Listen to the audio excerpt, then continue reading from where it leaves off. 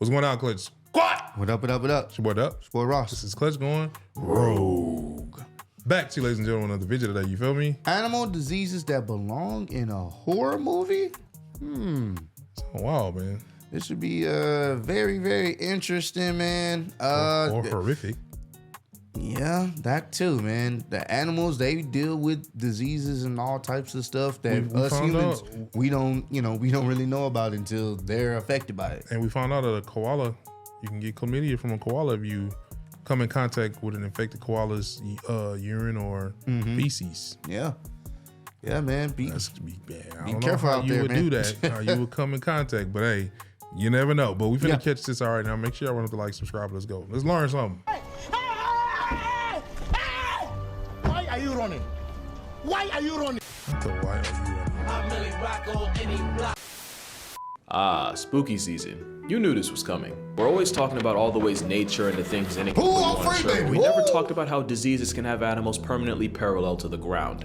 So that's what this video is. Animal diseases that are rated R, for the regret I feel when I see what researching them has done in my search history. And of course, viewer discretion is very much advised. Especially for disease number 1. What's a Halloween video without a jump scare? This photo was taken just outside the Caribbean Bay Hotel in Zimbabwe of what appears to be a hairless baboon. The de-pelted primate appeared to be an outcast, only following her troop from a distance, almost as if she had been rejected for her appearance. And according to a nearby vet, the most likely cause for this abandoned baboon's condition, mange. Mange is a nasty looking disease caused by parasitic mites burrowing into the skin, where their collective feces can cause severe allergic reactions and an unbearable amount of itching. That's why the main calling card of mange is turning animals into the most down bad version of themselves. And while the word mangy is usually an insult reserved for dogs, these mites can be a certainty from anything from foxes to bears to porcupines, occasionally birds like eagles, and many, many more.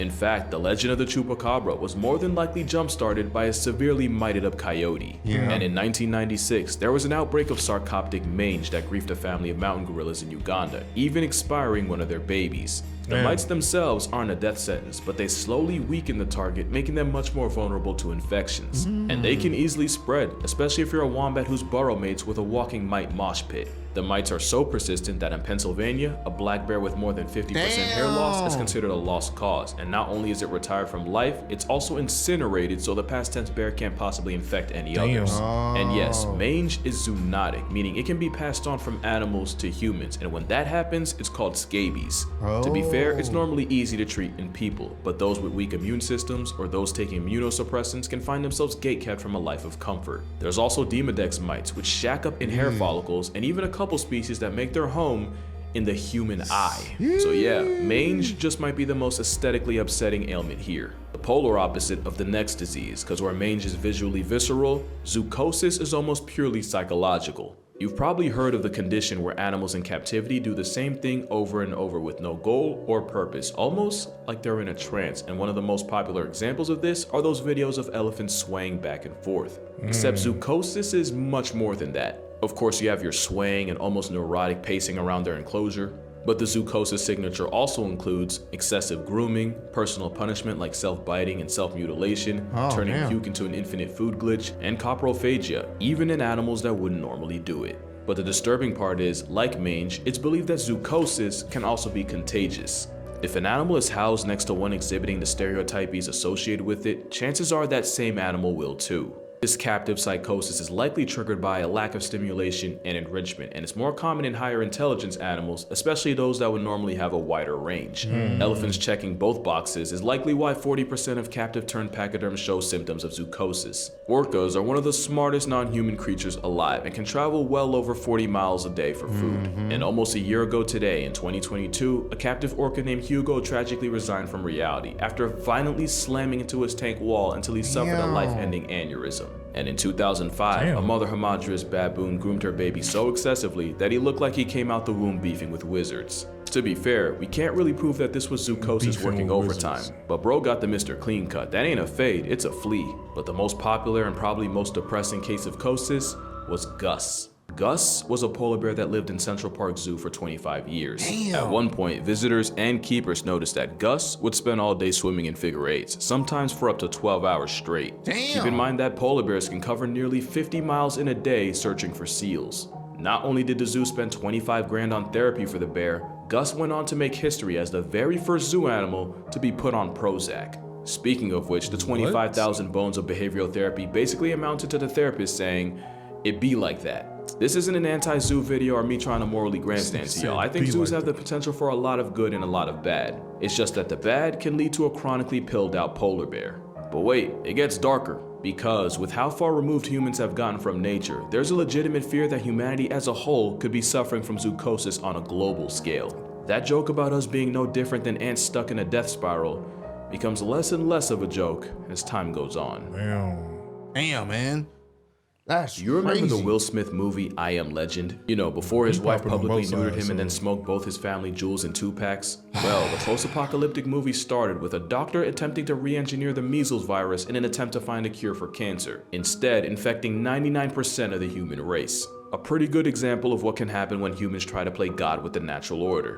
Another example is what happened in Florida, specifically Silver Springs State Park. It's Florida's very first tourist attraction, famous for having a couple Tarzan movies shot there. And in the 1930s, tour boat operator Colonel Toohey was looking for a way to spice up his Jungle Cruise ride. So he brought in 6 rhesus macaques and had them placed on a small island in the park. And it was at this moment, they f***ed up. Apparently, nobody involved was told that the monkeys could swim, and the moment they touched down on dry land, the macaques proceeded to swim out to the mainland. And following lots of multiplying without a calculator, there are now currently hundreds of rogue macaques, with a good number of them carrying a deadly herpes virus. Herpes shit. B is an incapacitating condition that can cause severe brain inflammation, permanent neurological damage, and a permanent lease in a casket-shaped condo.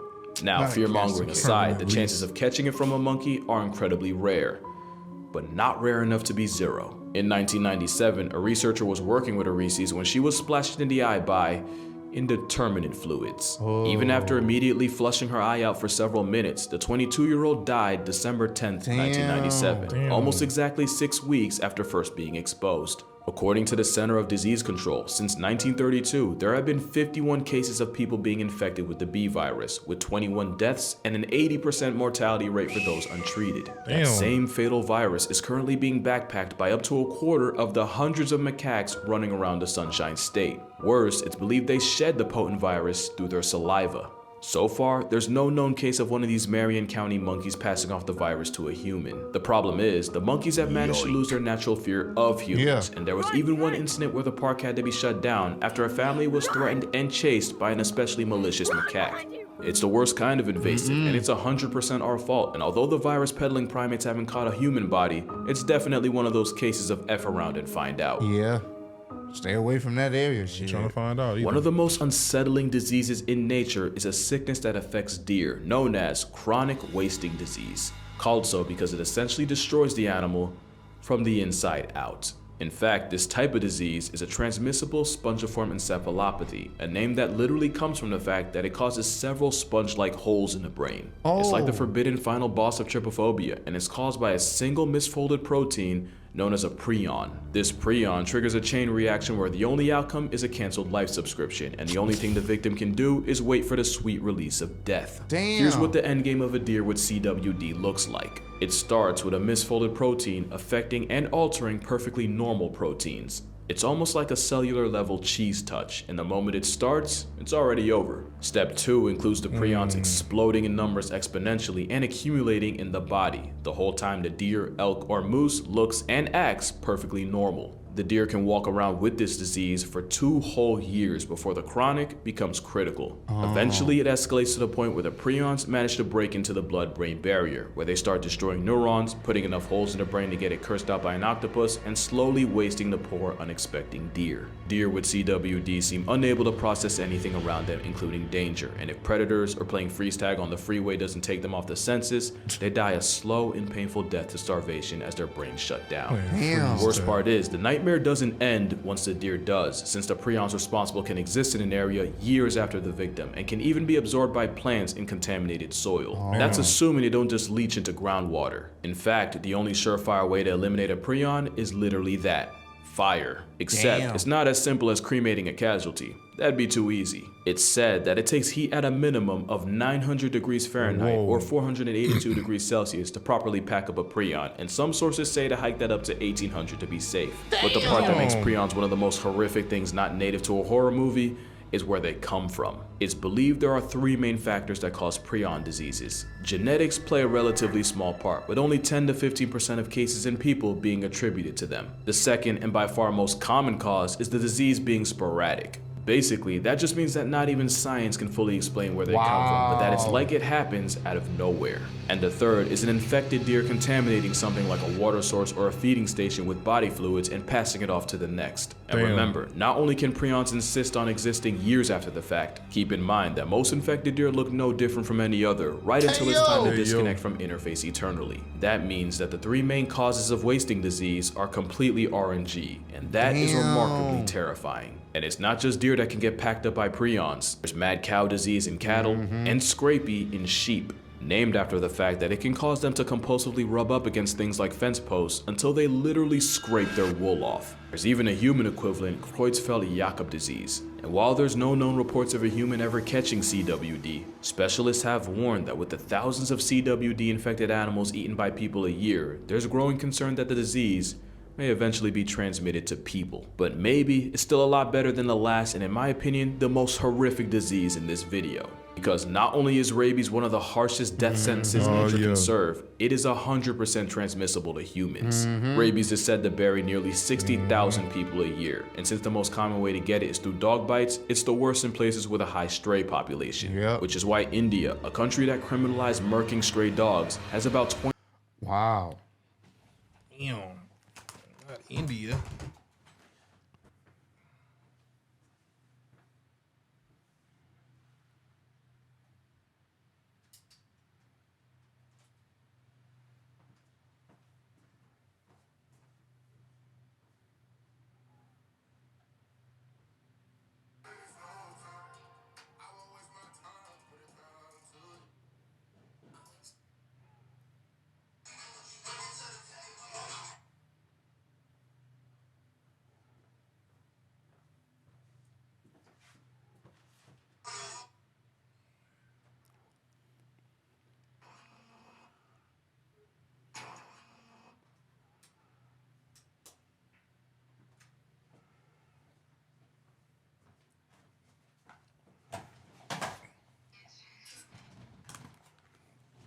Writing. 20,000 names crossed off the census a year by rabies. And it's children that are especially at risk, with about 40% of deaths coming from those 15 years old or younger. Here's what it's like to be turned into a statistic by rabies. It starts with the virus entering the peripheral nervous system, usually through a bite. Then, it travels inside you through nerves until it reaches part of the central nervous system, or the spinal cord. From there, it's a straight shot directly to the brain, and at this point, you can start drafting your will cause ain't no way. While you can treat the virus before it reaches the brain, once it does, you're almost guaranteed to become a WUS. The virus then multiplies, then spreads throughout the body, slowly killing you from the brain out. But the underrated and truly sinister aspect of rabies is how it seemingly rewires your brain for its own purposes. One of the telltale signs of rabies is a crippling fear of water, where just a sight or suggestion of it can cause incredibly painful spasms in the throat and larynx. At the same time, the virus attacks the salivary glands, causing excessive drooling and the foaming at the mouth the disease is famous for. And that's because the virus is most concentrated in the mouth, and swallowing or drinking water would dilute it, so the hydrophobia helps keep the mouth and all the nastiness inside as potent as possible. And that's not the only way rabies manipulates its mark. There's believed to be 3 stages of rabies in animals. You got the prodromal stage, and that's where the animal might start showing minor changes in behavior. And then you got the phase likely everyone associates with rabies, the excitative stage. It's been called furious rabies since it's characterized by heightened aggression and random outbursts of violence. Animals that would normally be wary of people, such as foxes, can attack completely out of nowhere with bites, and remember, being a water bigot just makes that bite that much more toxic. And then there's a paralytic or dumb stage, where the animal appears unaware and disconnected from the world around it. This is where you might see a normally introverted mammal show zero fear in humans, but don't be fooled, they're still liable to bite to serve the virus's purpose. The nightmare usually ends with the animal flatlining to respiratory arrest as its body finally just gives up. And your fate is almost no better if you're a human, since rabies has one of the highest KD ratios of any disease, even though it's also one of the oldest. It flexes a nearly 100% fatality rate, but nearly means there's still a chance. In 2004, 15-year-old Gina Giese contracted rabies after being infected by a bat, and the moment she started experiencing symptoms, she was, statistically speaking, a walking corpse. Yeah. Dr. Willoughby, who had studied up on rabies, figured their last chance was to put the teenager in a coma in a last-ditch effort to save her brain and give her body a reasonable chance to fight off the virus. About a week after she was induced, Gina miraculously started producing rabies antibodies. And after Euro-stepping death, she would go through the grueling rehab of relearning how to walk, talk, and even stand. Because even when you're lucky, it ain't easy being Giese. She became the first person to ever survive the rabies virus without a vaccination, and even went on to start a family. But don't get it twisted, the Milwaukee protocol that saved her has been used on 41 people, and only 6 have survived. The ones that do still run the risk of waking up severely disabled, which is the best you can do when negotiating with death, since that's exactly what treating rabies is. It's a horrifically debilitating disease, and even though it takes about 1 to 3 months to show symptoms after being infected, there have been cases of people walking around with the virus for 7 years. At the same time, if the virus manages to invade you close enough to your brain, you can easily be down bad less than a week after being exposed. With a virtually 100% kill rate, and the thousands that lose their lives to it a year, it's definitely one of the most unforgiving viruses out there, which is why the greatest basketball player of all time isn't Michael Jordan, LeBron James, or even Kobe Bryant. It's Manu Ginobili. Because during a Spurs-Kings game in 2009, a bat managed to find its way inside the arena, causing everyone to immediately panic. Until the 6'5" Argentinian backhanded the bat and put it out of commission, and proceeded to help lead his team to a 20-point win, along with a victory by TKO against the bat. One man managed to potentially solo one of the deadliest viruses of all time, and he wasn't even a starter. And you'll never guess what day this happened. Yeah, that's right. Happy Halloween, and stay safe. That's wild. Oh, get that shit out of here. Oh, man. Like I said, cases of humans contracting rabies in the U.S. are rare, with only 1 to 3 cases reported annually, and it's estimated less than half, 1% of bats carry it. So the chances of catching it are low. But that mug is but it's never zero. That's true, bro. Nah, man, that's out there, ladies and gents. That's crazy. That's why I be in there. Hey, I don't know that dog. Yeah, no. I don't be messing with stray dogs or anything like that, because you never know what they may carry with them. So I instantly hit the hey. I don't be like, oh, come here. Back up, cuz. Back up. Back up. Yeah. Back up. You know what I'm saying? Facts, man. So y'all be safe out there. But this was a very informative video. It's nature is scary, bro. Nature is definitely scary. And for you sure. know, it's not to scare you from being in nature, but it's to make you more aware of the things that you're doing and how to avoid and handle situations in case something come your way in this nature. You know what I'm saying? So, hey, if y'all enjoyed it, make sure you to like, subscribe. Let us know what else we need to be checking out. Keep on supporting us on the Rogue page. Spreading love, being love. Catch y'all on the next one. Peace out. Already. Bitch, she's from Houston. If you got a problem, then we got the solutions. And there's no illusion. I made this shit happen, I'm living life lucid. I'm switching my strategies. Now they hate on me cause I'm causing casualties. But why are they after me? Deep inside they know they can't handle half of me.